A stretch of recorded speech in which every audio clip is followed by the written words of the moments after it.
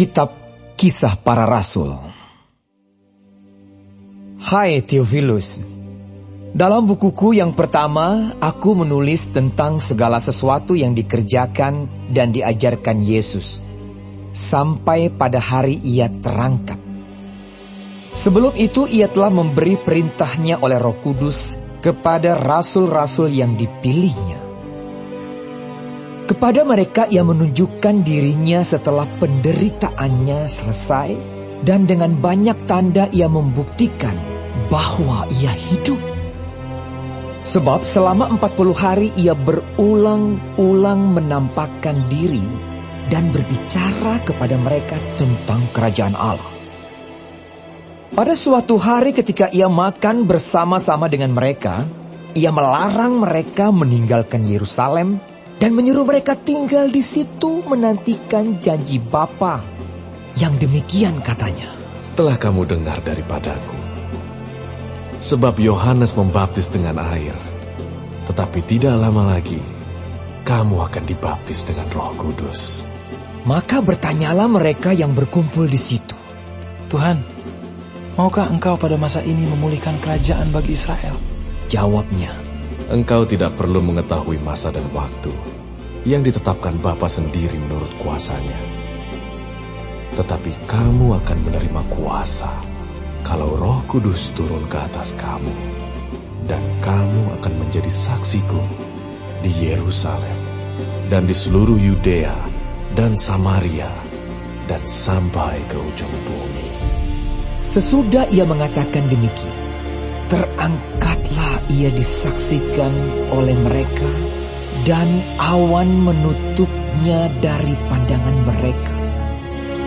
Ketika mereka sedang menatap ke langit, waktu ia naik itu, tiba-tiba berdirilah 2 orang yang berpakaian putih dekat mereka, dan berkata kepada mereka, Hai orang-orang Galilea, mengapakah kamu berdiri melihat ke langit?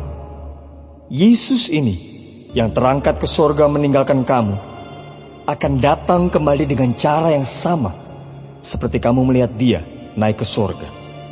Maka kembalilah rasul-rasul itu ke Yerusalem dari bukit yang disebut Bukit Zaitun, yang hanya seperjalanan sabat jauhnya dari Yerusalem.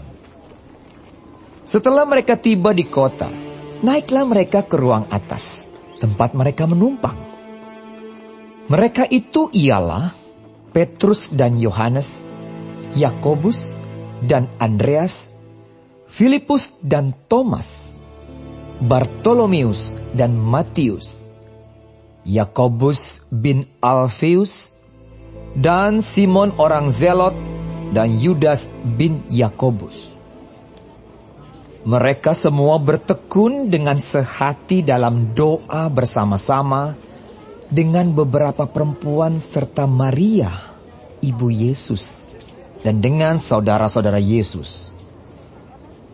Pada hari-hari itu berdirilah Petrus di tengah-tengah saudara-saudara yang sedang berkumpul itu. Kira-kira 120 orang banyaknya, lalu berkata, Hai saudara-saudara, haruslah genap nas kitab suci yang disampaikan Roh Kudus dengan perantaraan Daud tentang Yudas, pemimpin orang-orang yang menangkap Yesus itu. Dahulu ia termasuk bilangan kami dan mengambil bagian di dalam pelayanan ini. Yudas ini telah membeli sebidang tanah dengan upah kejahatannya. Lalu ia jatuh tertelungkup dan perutnya terbelah sehingga semua isi perutnya tertumpah keluar. Hal itu diketahui oleh semua penduduk Yerusalem, sehingga tanah itu mereka sebut dalam bahasa mereka sendiri Hakaldama, artinya tanah darah.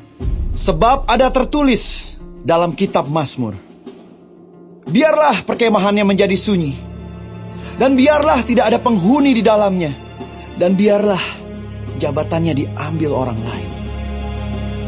Jadi harus ditambahkan kepada kami seorang dari mereka yang senantiasa datang berkumpul dengan kami selama Tuhan Yesus bersama-sama dengan kami, yaitu mulai dari baptisan Yohanes sampai hari Yesus terangkat ke sorga, meninggalkan kami untuk menjadi saksi dengan kami tentang kebangkitannya. Lalu mereka mengusulkan 2 orang, Yusuf yang disebut Barsabas dan yang juga bernama Justus dan Matias. Mereka semua berdoa dan berkata, "Ya Tuhan, Engkaulah yang mengenal hati semua orang. Tunjukkanlah kiranya siapa yang Engkau pilih dari kedua orang ini untuk menerima jabatan pelayanan, yaitu kerasulan yang ditinggalkan Yudas, yang telah jatuh ke tempat yang wajar baginya." Lalu mereka membuang undi bagi kedua orang itu, dan yang kena undi adalah Matias. Dengan demikian, ia ditambahkan kepada bilangan ke-11 rasul itu.